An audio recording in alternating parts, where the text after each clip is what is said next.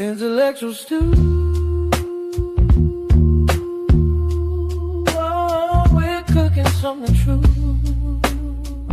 Marriage for him is like making mashed potatoes. Intellectual stew. Real raw and relevant for you. With James Kirkland guiding through the deep, the light. Let me ask you The old, the new intellectual stew. Yeah, we're stirring up the view.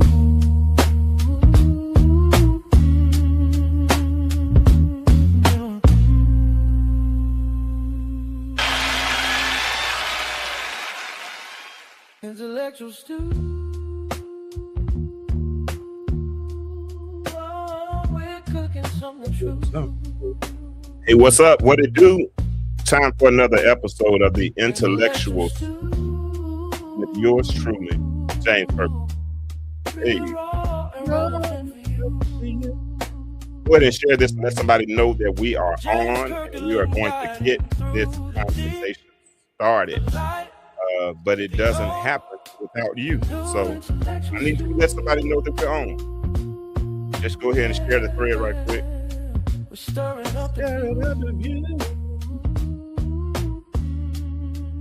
gonna let it play one more time, and then we'll get this conversation started. One more time. Intellectual stew. Hey, Oh, we're cooking something true. Intellectual stew. Real raw and relevant for you. With James Kirkland guiding through the deep, the light, the old, gotta have it. the new intellectual stew. Yeah, we're stirring up the view.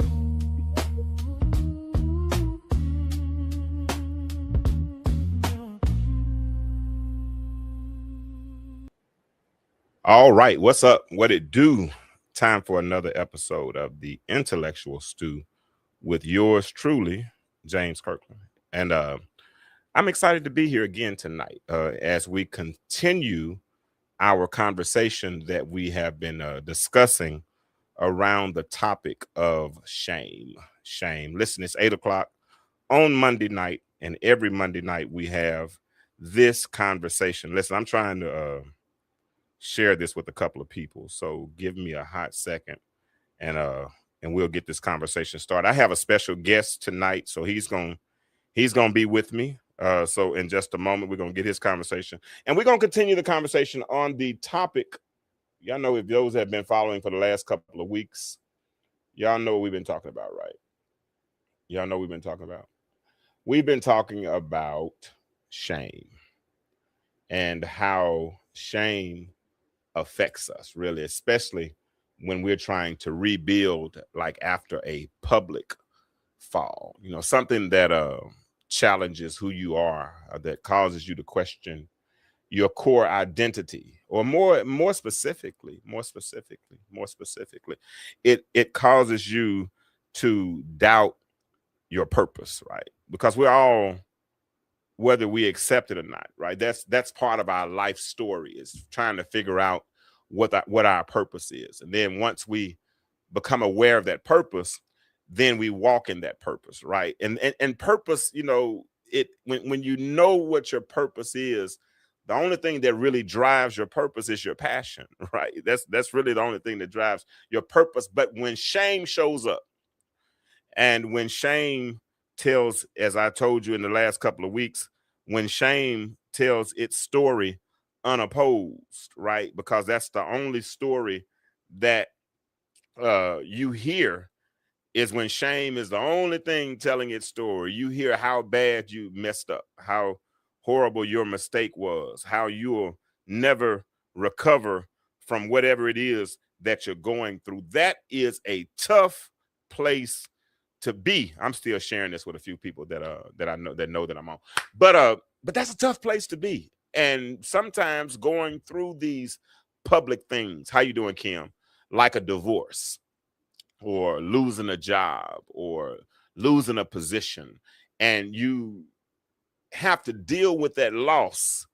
It brings forth a form of grief, if you will. And the challenge is to move beyond that grief. Now, tonight, what I've done. Oh, and last week, Ann Alexis came on, and we got into some heavy talking. We really did. If you missed last week, you need to go back and check that out because a lot of y'all felt it. I saw the comments, I received the messages, and some of you all are still sitting in what we talked about last week. And tonight, we're going to keep it going. Last week, we dealt with the body and what shame does to the body and what it does physically, how it lives in you, how it keeps you moving through pain and around the pain instead of going through it. That's what I'm going to say. It teaches us to negotiate around the pain. We put sedatives, we take substances, we do all types of things to quell the pain, but we never really deal with the problem. But tonight we're going to go into the mind because shame does not always live in your mind, but live in your body. But sometimes what it does is it sets up a whole operation in your head. It tells you stories. It replays certain moments. It edits your memories so you always come out looking like you're the problem. Because and what I did tonight is I brought somebody with me who knows what that feels like. What's up, Bradley? He knows exactly what that feels like, not only theoretically, but he also knows clinically, and he also knows personally, and that is Ray Evins. Let me bring in my brother, Dr. Ray Evins. Come on in, Pastor. How you doing tonight? How you doing tonight, sir? Doing great, my brother. How are you? Man, I'm making it on broken pieces, but since there's gopher wood and the wood floats, I'm gonna make it on broken pieces. I'm not gonna drown in this. I'm not gonna drown in this. Now, y'all know Dr. Evans does not need an introduction to this show because he's our resident regular therapist. That's what he's unpaid, but he shows up, and I appreciate him for always doing that, folks. But anybody who's new, Pastor Evans is a licensed therapist in the state of Mississippi, and he oversees about 150 therapists. He spent his career helping people find their way through the darkest seasons of their lives. He's a pastor. He's had to hold people's hands who's taken their last breath. He's had to speak last rites over several bodies. So he's acquainted with grief. He's acquainted with helping others through theirs.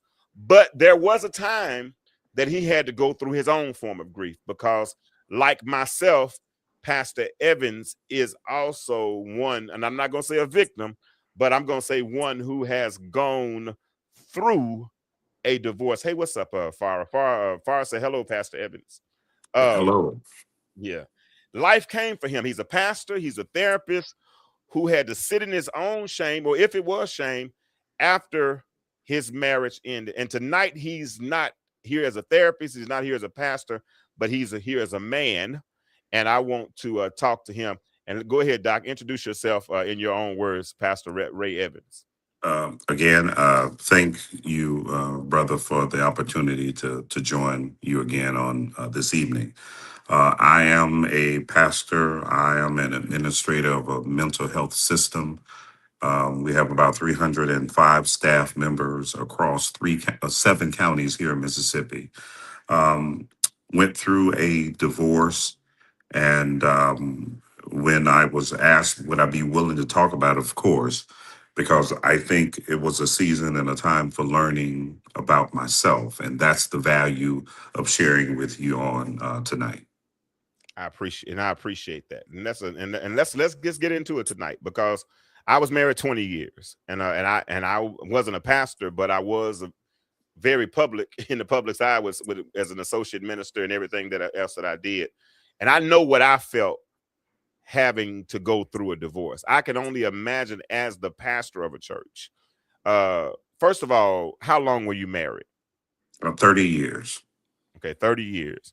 Now, when it came to the divorce, who asked for it? Did she ask for it or did you ask for it? She asked for it. Okay. So take me to that moment. She's asking you for a divorce. What are all of the thoughts? Not just, the cookie cutter version. I'm talking about the thoughts that came from over here, the thoughts that came from over there, the carnal thoughts, the hidden thoughts. What were all the thoughts that came to your mind? I think for myself, since we had discussed divorce years previously, um, in my mind, I did something that I had not done before. Since I believe that that was her mindset and it wasn't going to change, we tried counseling. The last session, the counselor said, "Please don't come back," because Oh it wow. wasn't something that we needed if the divorce was a clear direction, something that she was not going to change her mind about. So once we got past that stage, the second thought was for me, and this is straightforward, was how can I protect myself? Okay. Because in a time and period, I talked to others previously in my life as a pastor, as a counselor, men who had said, "Look, I did everything, I gave them everything. My thing was, we're going to get attorneys and we'll let them sort through all of this. If we can't communicate and come up with what we agree upon, then we'll just leave it up to the attorneys." And that was my mindset from the beginning. So I explained that to the deacons of the church, after which we announced together about the divorce and that the marriage was coming to an end. Before all of this, we told our three children, I think the youngest at the time was my son was 18, but he was the baby. My other two children were older. No one was in the home. So that was helpful also, that I had an opportunity to actually raise and bring my children up. Then after that point, for me, it was just following the guidance of the attorney and So just there was doing never it. so there was never a panic for you, like worried about what the public's opinion or worried about how the church was going to receive. I know you went to the deacons. I understand that, but I'm Yeah. talking about the conversation you had with yourself before you went to the deacons. That's the one. That's the conversation I'm referring to. You Not know, yeah, not eh, not eh, really. And the reason being, um, I believe that this is something that the church could deal with. We deal with a ministry that's based on reality, and the reality is that divorce happens. So, okay. my concern was, well, here's what I explained to the deacons. I said, "Look, if the church gives me love and support as half of as I have supported and loved the church through what they have gone through, I'll be fine." And that Okay. was the case. That they gave me the love and support that I needed. Man, let me tell you that to me, that's a very, very healthy perspective. And I think it comes because I was going to ask this question because I know you're a therapist and you know all the clinical language for every stage of grief and recovery, right? Mhm, So mhm. when your marriage ended, knowing all of that, it seemed like it kind of helped you go through what you were going through. It helped a whole lot. Um, I think just coming to terms with things. I went to counseling, so it was what I needed, um, and it was just getting the support that I needed as a person, Hmm. not as a pastor, not as an administrator, just as a person. Hmm. And it was the one time that there's no hiding behind a title. You're dealing with something that's very real, and I had the freedom to deal with it. Now that's what I was dealing with from the church perspective, a very public perspective. Here's what I dealt with internally and privately, and Okay. that was feeling like a failure. Okay, so that's what I'm trying to get to. That's Yes, because yes, that's what I'm trying to get to. Because because look like you, and I ain't trying to be funny because you my guy, but seem like you backed in the garage instead of starting. Because I wanted to talk about it because that's the shame aspect of it, right? yes. And the reason I'm saying that, the reason I'm saying it like that is because I'm from the country too. I'm from the country, and grandma, I raised in big mama's house, grandmama's house. We called her ma, and ma, cook, what they probably call, struggle food now. I'm talking about the hog maws and the beans and cornbread and But whatever grandmama gave us, she gave it to us, and it stuck to our bones, right? It kept us Mhm. out the kitchen. We didn't really get sick that much. It built up our immune systems. It was a different kind of thing. We were insulated. We were inoculated. And my Mhm. point in saying all that is, as a therapist, as someone in the position that you're in, you are inoculated to an extent because you know the 5 stages of grief. You know, Mhm. the steps. You know all of these things. So even when those things, the Bible talks about how when the enemy comes in like a flood, the Spirit of the Lord lifts up a standard against it. Some of those things probably kick in the autopilot. You know what I'm saying? So you know how to go through the steps. But Mhm. when that failure showed up, or that feeling of failure showed up, because the stage we're talking about now, people, is we're talking about when we're dealing with shame and shame being a liar and the stages of shame. Uh, it's a point where you start to perform recovery.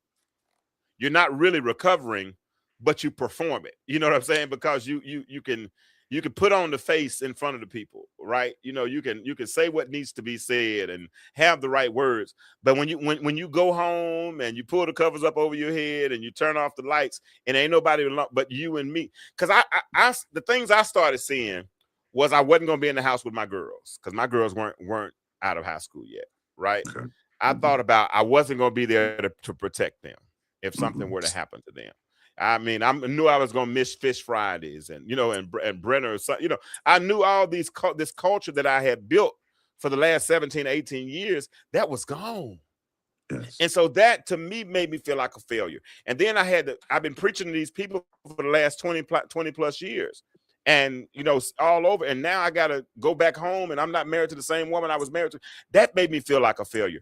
Where did Mhm. you see yourself in that situation?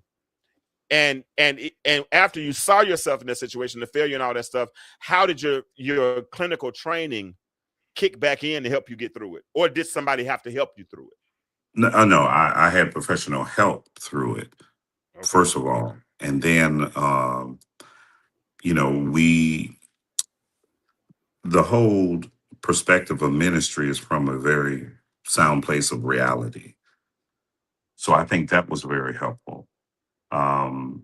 Being a pastor who was transparent, very helpful. Um, and also, and this is what was given to me after, was that, Pastor, you didn't bring our church into a scandal. So Mm, there was no affair, there was no baby, there was no gambling. okay, that's good. Right, there was those things that you normally pin to a man. Those things I didn't have to deal with. So I think all of that was helpful in the process. I didn't have to bring a child and say this is my baby that I had out of wedlock.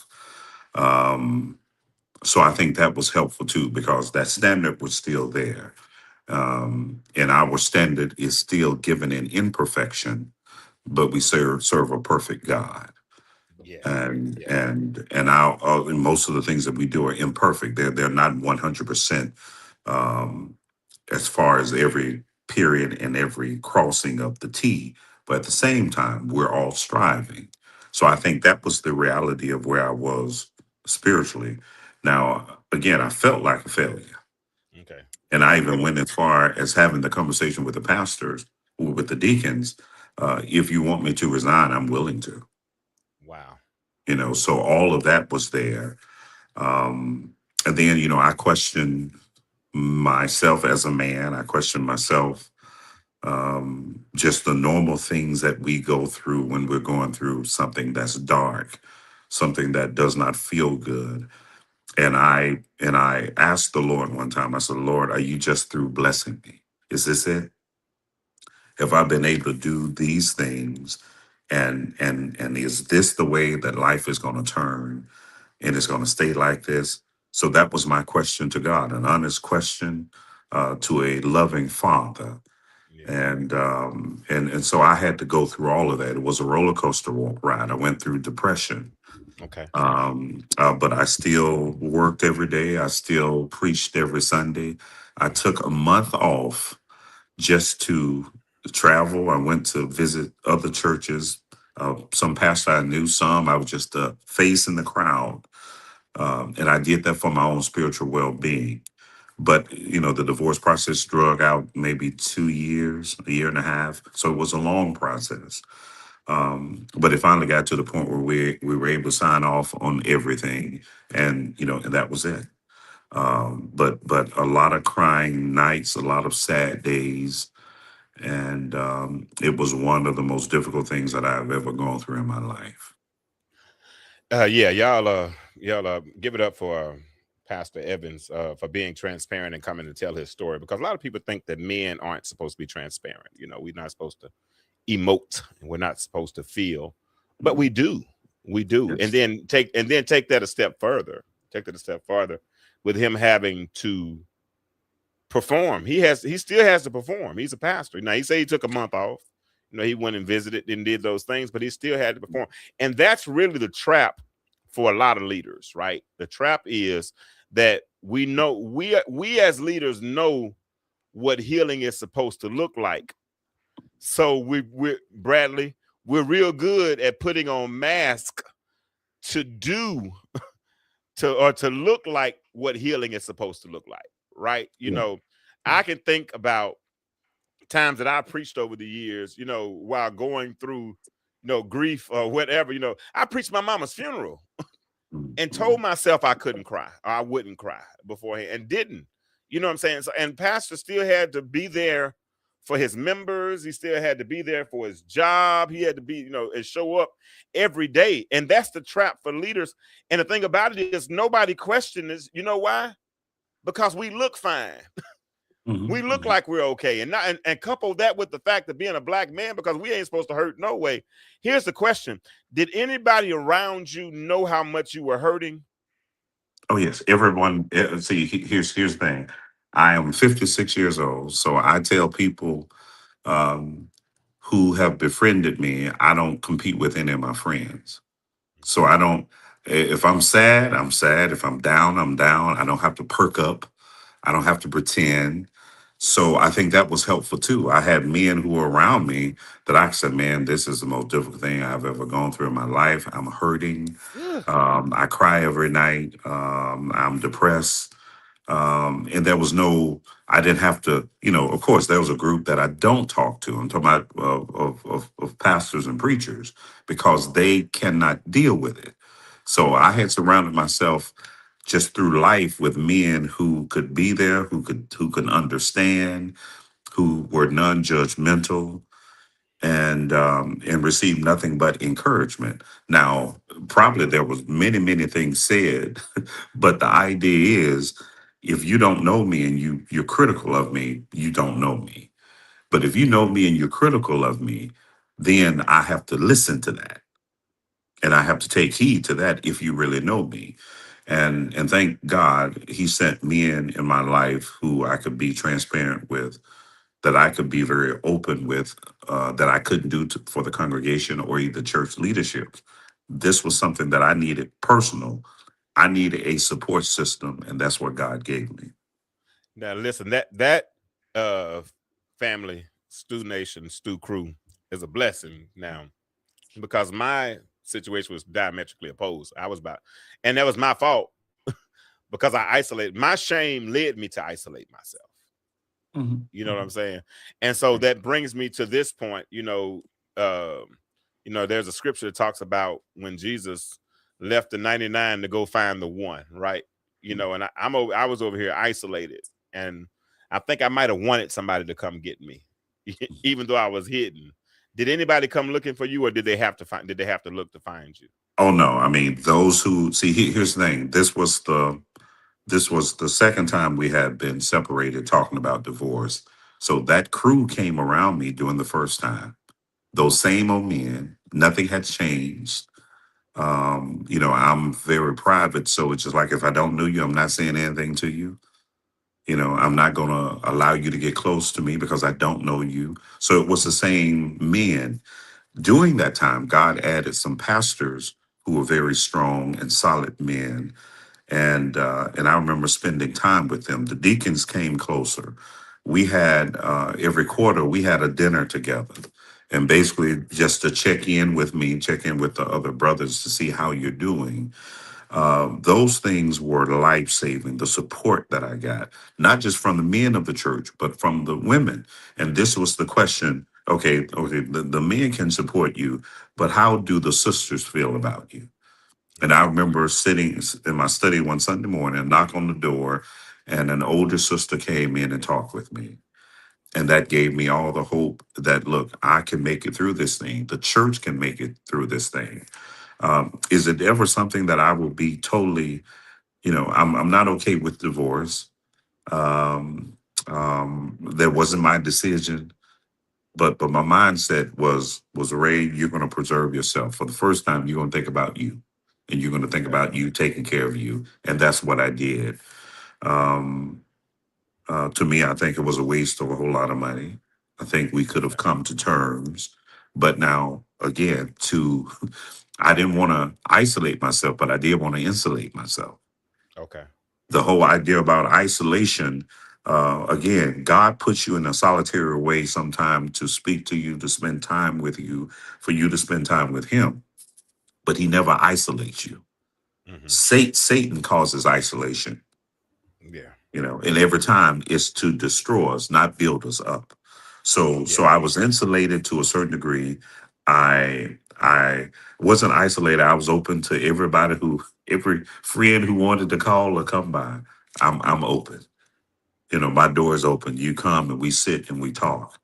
And I'm talking about even pastors who sit under me. It was the same response. And again, not just from the pastor, but from their wives. Hmm. And that was most amazing to me, that these women were able to give me support and stand with their husband as they gave support. Um, you know, and it was incredible. And I think that was the thing that allowed me to heal. I was very real about how I felt. My promise to the church that I would preach the gospel and I would stand on the word. My promise to employees at work, I'm not going to let anything that I'm dealing with personally interfere with me doing my job.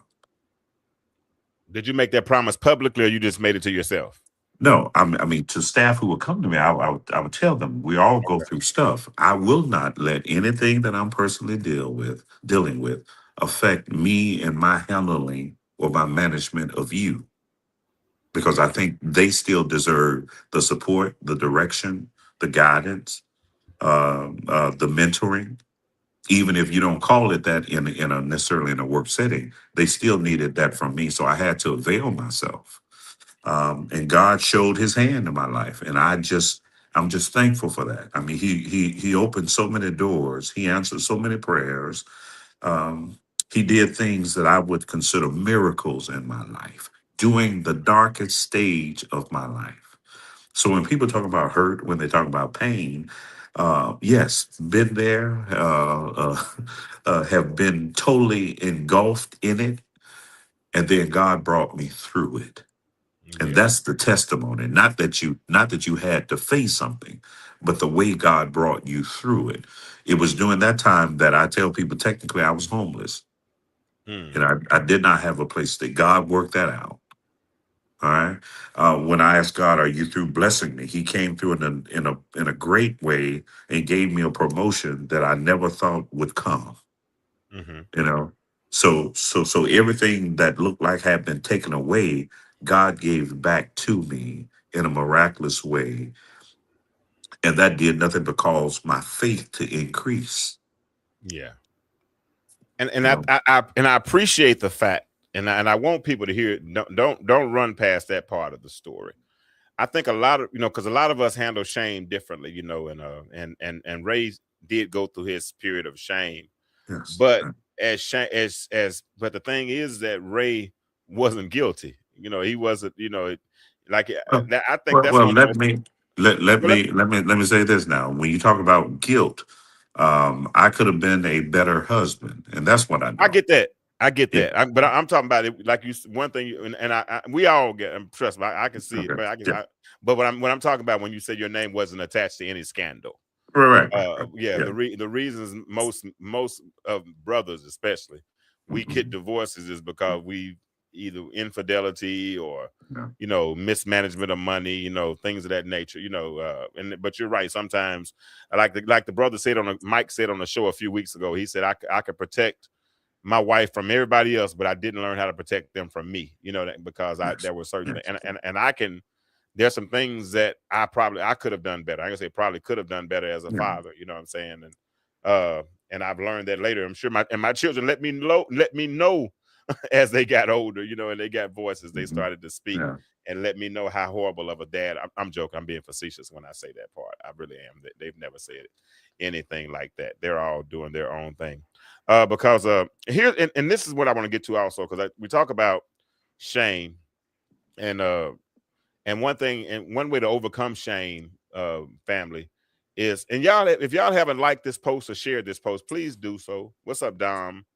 What's up, Dom? How you doing? What's up, Sharon? All those who are listening right now. Linda, good to see you.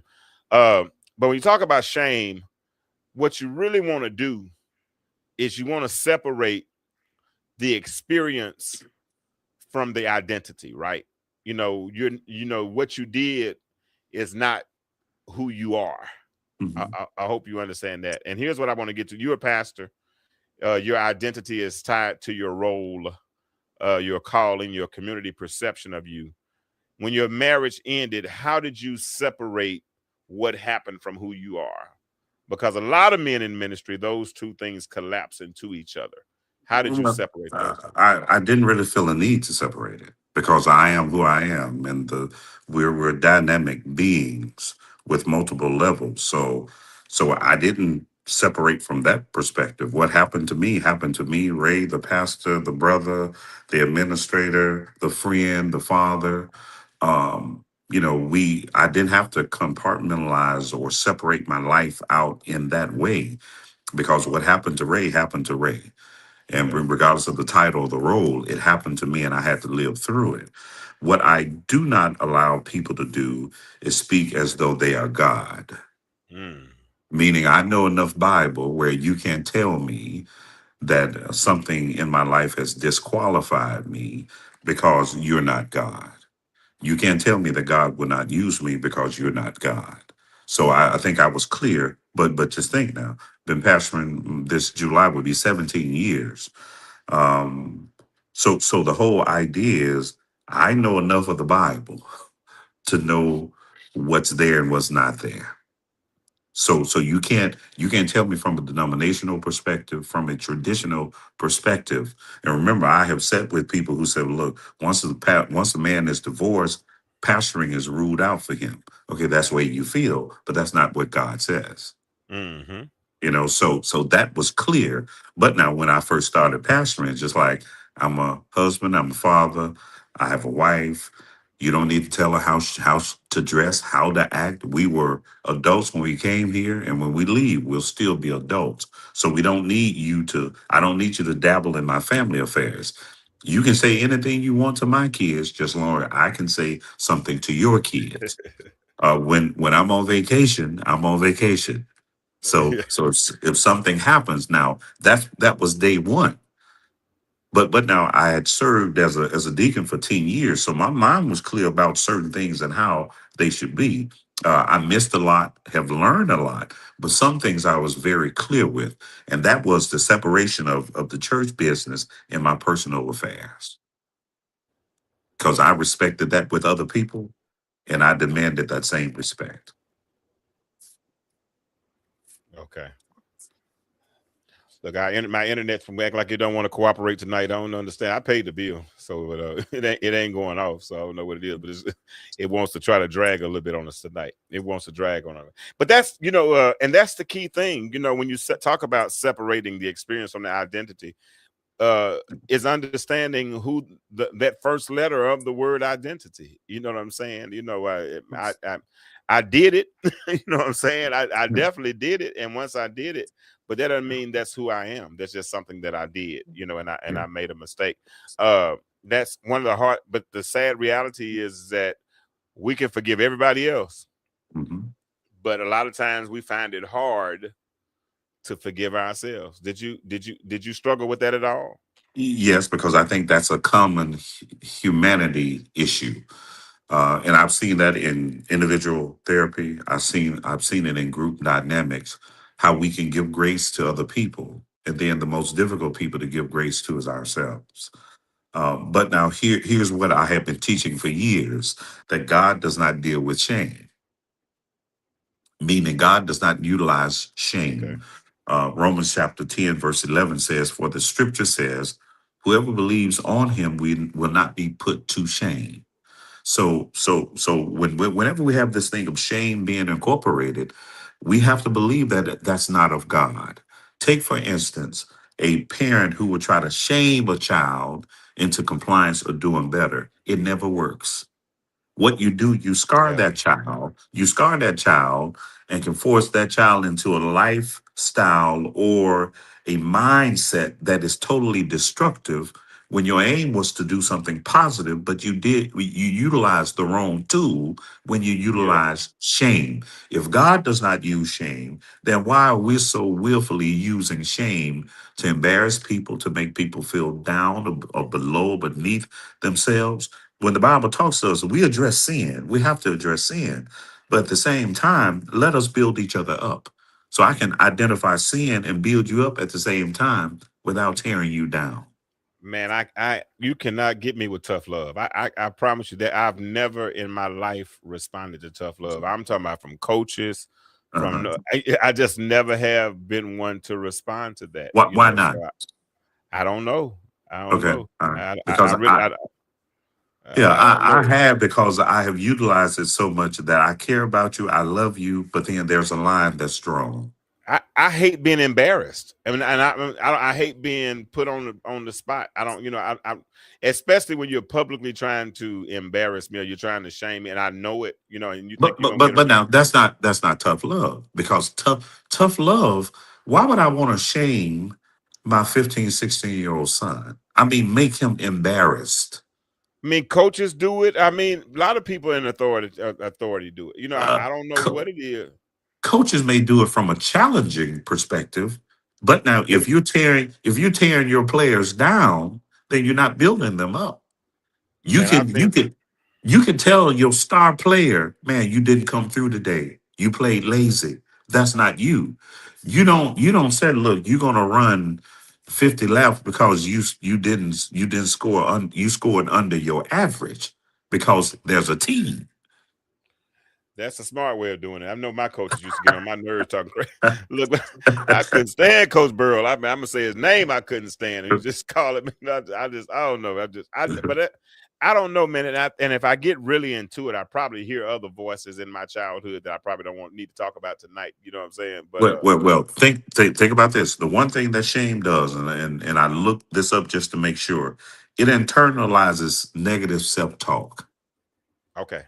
And like I And said, see, that can carry you through your adulthood, your professional career, your family engagement, your relationships. Internalize negative self-thought.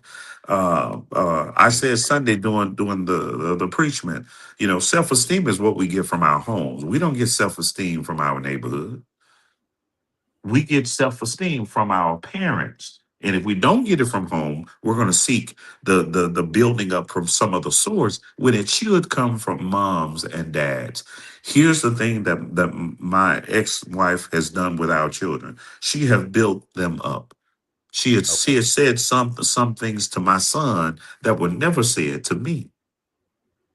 And I listen to know, hey, that's doing something totally different, because you're turning the tide. Because again, if your mom and dad do not build you up, then where does it come from?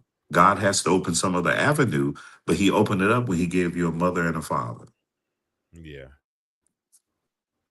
And that's the thing. And I think, well, I know we wouldn't struggle with identity as much if we really know who we are. And Yes. and and part of knowing who you are is having someone help to develop that certain self-worth. We live in a very, like I said, tough society, I think, and I got mine, you got to get yours, and all that kind of stuff. But everybody should have started somewhere, and something should have happened in somebody's life to help build. And one thing about marriage, relationships, we grow up in those things. Yes. And Yes. and growing up, if we don't grow together, when those things come up that cause us to question our identities, that cause us to question our self-worth, that cause us those things, and we don't know who we are, Mhm. then we'll find ourselves in challenging moments like Yes. those. Yeah. And then if we do end up going through a divorce, then guess what? We got to start all over and trying to Um, figure out. Go ahead. I think we have the potential to start off in a better place if we go and do the work that needs to be done. Talk about that work. The work is the work that I have to do within myself, on me, because I can't change the other person, but I can look at what I did. I have full ownership of what I did, what I didn't contribute, what I did contribute. I wasn't a complete failure because we lasted 30 years. But could I have done things differently? Yes. Could I have communicated differently? Yes. Those are some things that I take ownership of. So I think part of it is just looking at your part and understand that if it ended, there's a good chance that there were issues on both parts. And I Yeah. think for me, that released me of taking 100% of the blame, Yeah. meaning that there's enough to go around. There's enough I, to go. did you try to take out? Did you take one? Did you try to take 100% of the blame initially? Yes, when I first started counseling, that was my mindset. Okay. That hey, this was on me. I'm the man. This is my fault. And then Yeah. the question was asked one time if was she perfect? Oh no, no, she wasn't perfect.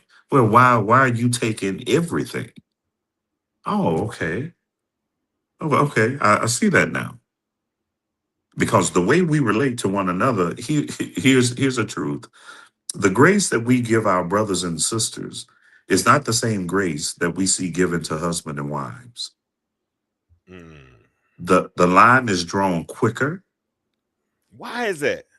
Um, I, I think because there's such an emotional tie. We're personally invested in a way that marriage. Remember now, the idea that the two become one. That's not friendship. Oh, That's not even family. Meaning your family of orientation. Your mom and your dad. They raise you to leave the house, not stay there forever. So the yeah. whole idea that the two become one says that there must be an enmeshing of ideas, of values, and at the same time, we got to work on the stuff that we brought into the relationship. Usually, none of us enters a marriage without wounds already, without baggage Mm. already. That that's the part for me. We act. People want to act like we come into these things so ready made. That's why I think it's better, when you're young, you can grow together and all that kind of stuff. And I think that's why it's even harder now in my 50s and 40s, trying to bring all these things together, with all this I baggage and all those. Go I ahead. think I'm it's sorry. I think it's better for me because again, I've dealt more with me than I ever have. I got married at the age of 21. Yeah. So after 30 years of marriage, 51 years old, I'm a different man at 51 than I am now at 56 because I, because I had a great loss, a great tragedy happened in my life, and then I could either let myself stay there or I could say I can do better. I see that. Yeah, Do you yeah. do you find yourself at 56, do you find yourself willing putting up with less, or what you will or will not put up with? You know what I Oh no. mean? I think this there within all of us, I think there are some things that are some deal breakers. Yeah. And I don't think that you can realistically feel something and then act like, well, I don't feel that, Yeah. you know. But now at the But same it's time, your response to what you feel though this time. right. So you have to either look more maturely at the situation, or that will be your baseline. If you ever cheat on me, that's it. You Yeah. you have to be clear. You can't act one way when in your heart you know if you ever go out there and do something with somebody else, it's over. If that's your thing. And that's interesting that you say that, because I had Ann Alexis on the show last week, and she and I were talking about a conversation we had offline. and she started. We were on the phone. We were on the phone. We were actually sending voice notes to each other, and Mm. she went into the freezer to get a popsicle or something, and discovered that her freezer had died and all the food had spoiled. And Ah, she started crying. She started crying because she has a garden and stuff. So she believes and has mm, lived in 70 countries. So she's wow. seen poverty at its biggest, at its highest peak. So her thought was, all I could have fed 30 families with this food, right? Mm, But and so when I hear her crying, as a man, as a fixer, because men are fixers, because we want y'all to be okay, and we figure if we can alleviate your stress or alleviate your pain, then we're fixing it. So I said, but normally James would have, because we're in voice notes, we're not even talking. I just wouldn't have responded. I wouldn't have said nothing. I would have caught up with you the next day or whatever. But in that moment, I said, hey, I know you're upset. I don't know how to support you in this moment, mhm. but I'm here if you need to talk. And she said, James, you don't have to fix anything. Just let me have this space to grieve, through this moment, and I'll be okay. 5 minutes later, 10 minutes later, she's like, well, God had told me to get off dairy. And I had a whole bunch of Irish cream and all this stuff that I didn't need in the freezer anyway. Well, maybe that was God, and it came full circle. She worked her way out of it. You know what I'm saying? Yes, That yes. and But my approach at 53, soon to be 54 next week, 7 days to my birthday, y'all. If y'all want to start saving right now, but but my approach at 53 is totally different than it would have been even when I get divorced 2019, 7 years ago. Definitely at 47. Yes. You know what I'm saying? Because I probably would have went in the backyard. Or I wouldn't have got in the car and drove off, or I wouldn't have dealt with it. But Mhm. Yeah, a more healed version of me yeah. deals with it totally different. I engage in conversations that I would have avoided years ago. Oh wow, Just tough conversations that I wow. would have felt hemmed up. I would have felt trapped. Now I just talk, and I'm willing to talk, and there's no apprehensions about answering tough questions honestly. You know, and I think that came from that place of pain, that place of growth, and I consider that place as being the same, that place of pain and that place of growth, because going through something to get to another place, you can call it, you can look at it any way you want to, but if the seed is to sprout, it has to go through the dirt. Yeah. It has to All right, go. Ray, we're gonna go through one more point because I want to be through by 9. I definitely I got a long day tomorrow. But let's talk about another thing when it comes to shame and rebuilding after a public fall. Let's talk about healing in quiet, because I see a lot of people who are hurting and they're just loud. Mm, They're yeah. very public with their pain. You Yes. know what I'm Yes. saying? And Yes. you hear it because, and you hear it in everything that they say. You Mhm. hear it in their post. You hear it in their mannerisms. Yes. They're so upset about what happened, and they won't. And then not that they have to let it go, but Mhm. it's like some of them are bleeding publicly. And as well as I know, Ray, that everybody loves a good comeback. Everybody celebrates the comeback. We Yes. love a good redemption arc. But Yes. the real work, the work that changed you, the work that is changing me, that I believe has changed me, that didn't happen in public. No, it Because I never. know, I Yeah. know the strongest part of my rebuild took place in my bedroom. A lot of times on Monday mornings, on a virtual call between me and my therapist. Okay. But I want to ask you something. What did that quiet place look like for you? Positive self talk, Okay. not just a lot of contemplation, a lot of reflection, um, a lot of telling myself that you're going to be okay. Because Mm-hmm. and when it all first started, I felt like it wasn't going to be okay. Oh, I wow. felt like I felt like the loss was so great until I didn't know if I was going to physically make it through it.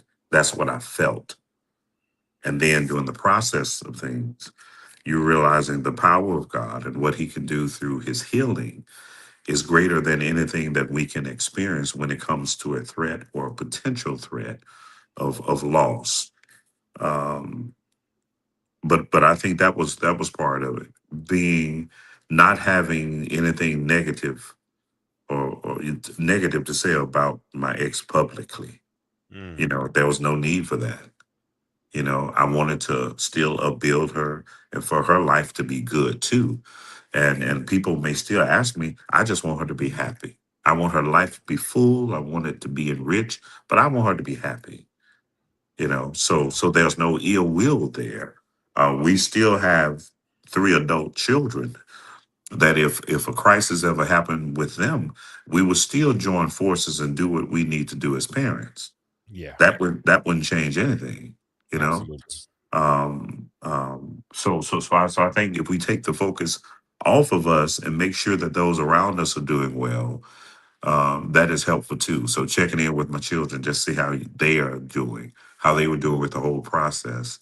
um, it takes the spotlight off of you, and you're able to focus your attention on those who may need it more than just yourself.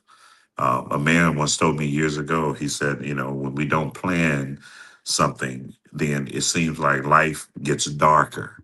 So I Mm. think when we look outwardly instead of inwardly, that helps our healing process too. Yeah. And I think I heard Bishop Noel Jones say this one time. He said his ministry is what saved him. Okay. Still preaching, still teaching. While he was building up other people, God continued to build and strengthen him. And I think I experienced that too.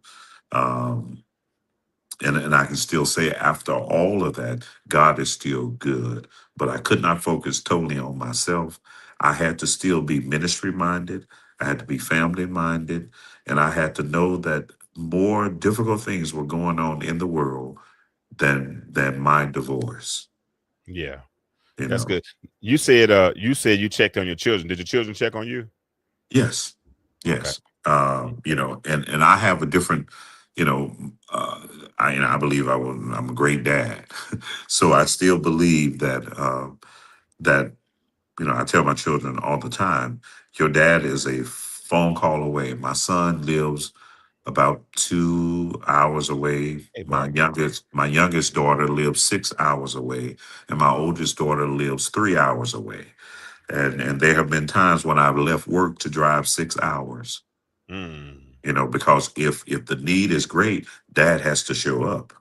and Yeah. and I tell them that you will always have your father in your corner, and I know that their mother is in their corner also. I don't make issues with that, but I speak for myself on what I'm willing to do and able to do. I thank God for that.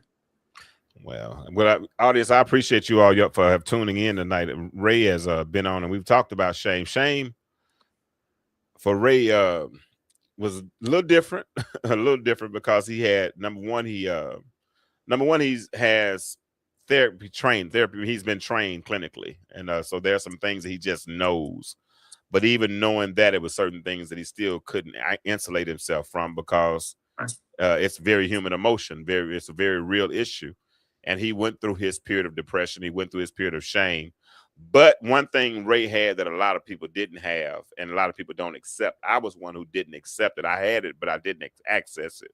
And he had community, and it lets you know that as you go through your seasons of shame, after your seasons of loss, don't isolate yourself. Mm, Find you a community, find you a therapist, find somebody that you can trust, mhm. that you don't have to carry all of that shame by yourself. I'm going to be honest, I carried mine a lot longer than I had to. And that's my fault because when you do isolate yourself, you do make yourself susceptible to the enemy, because you start having competing conversations. Yes, yes, And they and try and some and that and I was at a period in my life, hey Sister Miller, where silence sounded like noise. And when silence sounds like noise, noise doesn't sound like peace. And so I didn't have a whole lot of peace in my life because I isolated myself. I didn't accept community, and I didn't accelerate my healing. I don't know. I think I can't. I don't know if I wore. Sometimes I think people wear suffering as an honorary badge.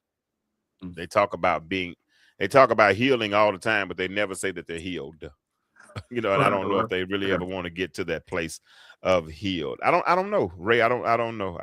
Let me ask you a question though, Ray. Do you want your old life back, or have you gotten to the place where you realize the man you are now couldn't have been built could have been built any other way?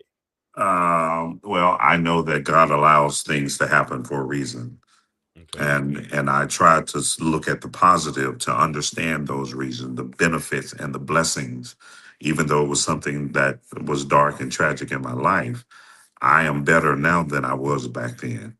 So when it's all said and done, I'm able to give God glory for it and to be thankful. Um, and that's where I am. I'm just there. And I have no animosity. I have no harsh feelings. And I know that at this point I have forgiven myself. And I think That's that was good. I was the last person that I forgave. Wow. And Let me that's ask the you one more truth. question. Last question, and we're done. What do you know about yourself? What do you know now about yourself, about people, about God that you couldn't have known had you not gone through what you go through, what you went through? Oh, I know the depth that God will go through to reach us. Mm, And I know grace in a greater way. When you talked about the community part, that was nobody but God using people to reach me so that I would not isolate and further deteriorate and kind of waste away, because I think that was the route that most people go through. We lose our connectivity, but somehow God allowed me to maintain that for people who were there, and they were there as a great support. Um, so I don't think I could have made it without that. wow. I had one brother, his wife, and this is a different place, but his wife died. And he told me one night he sat with a revolver in his lap, contemplating taking his own life because the Mm, loss was so great. That's how heavy it is when we lose, either by death, and to me, divorce is a type of death. it So, is. so, so that can weigh heavy on you if you don't have a support system in place. When I was when I was too weak to pray for myself, I had others who were praying, Mm, and that is the key to community and making through it. And I get emotional every time I think about that, because I don't think I would have made it unless God surrounded me with those individuals. that's amazing. That's amazing. And I appreciate that. Listen, um, he's Ray is a good example that shame doesn't have to shackle us long if we open ourselves up to community, if we are make ourselves receptive to training, therapy, and Yeah, yeah. community. Go Don't ahead. hide. Just don't hide. Okay. And I went into a Head on. few. I went into a few months of hiding just because you don't want people to see. You don't want people to ask questions. Well, look, if I would have waited 3 years and to come back out, it would have been the same question. Man, what happened? You And you know? know the funny part about it, the longer you let them come up with their own story, Mhm. the more far fetched the story will become. Oh So, man. you Elizabeth, what's her name? Elizabeth, what's that girl name? Whatever Pope. Olivia Pope, when she was on Scandal, she would always get in front of every story, so to make sure she could do damage control. And Yes. if you can get out there and tell your story before it's had a chance to fester Yeah. on its own, and Yeah. I applaud you. Number Yeah. one, like you said, my divorce wasn't attached to any scandal. Yeah. You didn't embarrass the people at the church. You didn't embarrass your kids or your family. Now that Yeah. ain't my testimony. Now I messed up on some things. Um, Ray Jacqueline Poindexter said, "Thank you for sharing. Thank you for sharing." Thank you. And I appreciate you too as well. Because listen, all divorces don't have to be rocky. You don't have to hate your ex. You don't. Mm. That's somebody you loved at one point. I know Yeah. familiarity has a way of breeding contempt, but you don't have to hate them. There's no No, rule. no, especially when you have to gather with your children during the holidays or special times. Hmm. My ex-wife and I, we spent a Thanksgiving at my daughter's house, and it was good. My youngest son, well, my son, he just graduated from Ole Miss. Hmm. So we spent the whole day together. He graduated that morning and was commissioned a second lieutenant in the Air Force that afternoon. So the Yes. whole day together, and it was fine. Yeah. Uh, there's no animosity there. There's nothing but love and respect. That's You know, good. so I don't. I'm not an angry person, and I don't think she's angry. You know, we just come to terms with some things, and it ended where it ended. That's good stuff. That's good stuff. Well, Ray, we appreciate you for your time, for stepping in. We'll catch up with you next time, and y'all give Ray some love. Let him know we appreciate him for his story. I'm about to Uh, close this thing out and go to appreciate bed. appreciate you, my brother. All right, man. You be good. Have a good night. All righty. I appreciate my brother Ray for coming in and always telling his story and telling it transparently and telling it thoroughly and saying it in a way that people can resonate with his story and learn from what he is saying. 3 weeks ago, I started this series because I needed it myself, not just for you, but for me, because shame is a liar, but it is a convincing one. It knows your name, it knows your history, it knows exactly which moments to replay when you start feeling like you might be okay. But here's what I've learned and what Ray confirmed for me tonight: healing does not always announce itself. It does not. It doesn't come with applause. It comes in the quiet. It comes in the private decisions, in the moments you stop trying to go back and start asking who you need to become. Let me tell you, you are not what fell apart. You are what's still standing. That's all I got for you. Now, next week we'll do part 4 because Ann, well, I don't know. Ann will be back. Ann Alexis will be back, I think, next week. But I'm not sure if I'm going to do a show next week because next Monday is going to be my birthday. I'll be 54 years young. So I'm not sure. I might celebrate online because I don't do nothing no way. So but we'll see. We'll see. I'll be turning 54 years old next week. But Ann Alexis, a lot of y'all felt her last week, and I think she enjoyed herself. So we're doing we're gonna she's gonna be helping me out on this show a little more often. And for those of you all that request the link, and I do have the right of refusal, I'm gonna let you know that right now because I'm being honest with you. I ain't gonna lie. Because Ann and I are gonna be starting an after hours with Ann Alexis and James show in the coming weeks, and it's not going to be public because it's going to be private. You can bring your guilty pleasure if you like libations, then bring that. If whatever you like, it what helps you relax and make you want to uh uh come and get relaxed and have a good conversation with Ann and myself, do that. But I'm telling you now, you have to request the link. And ironically, I just put the link. Well, I hadn't put the link out, but I just put out that the link was available last week. Well, no, about 3 days ago, and I've already had about 10 people request the link. So we're gonna have some really good conversations. Yeah, no rules. But I'm gonna tell you something else: no judgment. And Jackie, I'm gonna tell you something, sis. I'm stretching. I've been doing some stretching because I'm not gonna pull a hamstring punting some of y'all's behinds out of there if y'all come in there trying to start some mess. I'm gonna punch you 65 yards all the way downfield because I'm not listen, no judgment zone. We're gonna talk about what we're gonna talk about.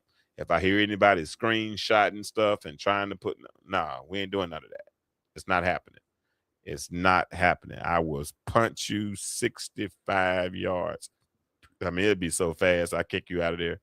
I mean, so fast, and I won't have any reservations. All right.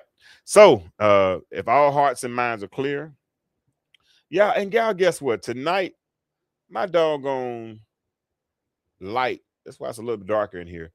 All of a sudden, decides that it doesn't want to work, and I got to get me some more lighting in here. So, yeah, if y'all want to, there the Cash App is and the Zelle. and also PayPal. If you all want to show some support for your boy and for this platform, I'm still looking for sponsors. You're welcome to do so, and we would appreciate it. In fact, we need some lighting now, so I got to get some more lights since my doggone lights went out. But I'll figure it out. It still looks okay, but I need more lighting. I need more lighting. All right. If our hearts and minds are clear, it's been real. It's been good. That's all I got for you tonight. I hope you all know that shame is a liar. Don't let it run unopposed. You better tell yourself who you are. I am fearfully and wonderfully made. I am the head and not the tail. I am above and not beneath. I am worthy. I am somebody. I am healed and I am whole. Check it out. I'm out. It's been real, but the world is changing. My question for you is, why do you remain intellectual stew? Oh, we're cooking something true. married for him is like making mashed potatoes? Intellectual stew. Real raw and relevant for you.